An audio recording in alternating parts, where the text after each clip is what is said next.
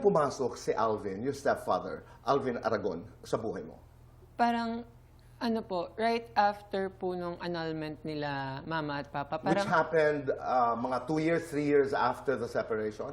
parang ganun po. Okay. Tapos, after a month po nung annulment, friends na po kasi sila talaga ni mama sa church pa lang. Okay. Nung ongoing po yung annulment. Then, after po nung annulment... Church meaning victory? Yes, victory Okay. po. Magkaibigan na si Alvin at sakang mama mo? Yes po. Okay. Tapos after po nung, parang a month ata after annulment, nanigaw na po ata si Alvin kay mama nun that Take time. me back to the very first time na nag-meet at nakita mo si Alvin. Nung una po, okay po ako sa kanya. I mean, up until now, okay naman po ako sa kanya as long as minamahal niya naman si mama. Okay ng ba siya tama. sa'yo? I feel naman po na okay siya sa akin. Okay. Yes. So, kumusta yon? Kumusta yung relasyon na yon? Wala po talaga kaming constant communication ni Alvin. Kay mama po talaga ako nagre-rely. Oo, pero in one of your interviews, you claimed na sinabi mong isang beses sinakal ka ni Alvin. Yes po. Ano ang kwento doon?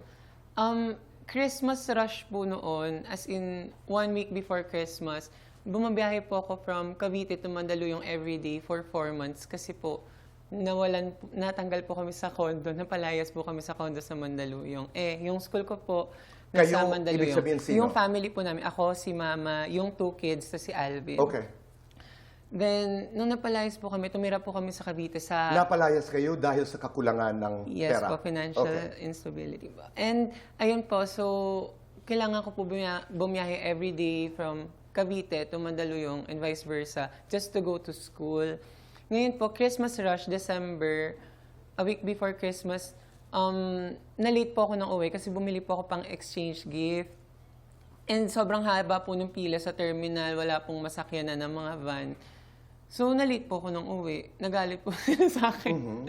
Ayun, kaya po, nung nagalit siya, siguro hindi niya na din po napigilan. But he eventually explained. Nagpaliwanag si Alvin. Yes po. Did he apologize? Yes, nag-sorry naman po Okay. siya. Nalaman ito ng mama mo. Alam po ni mama, yes. Anong sinabi ng mama? In-explain niyo na lang din sa akin na pasensya ka na kasi mainit lang din Okay. talaga yung ulo, ganun po. Na-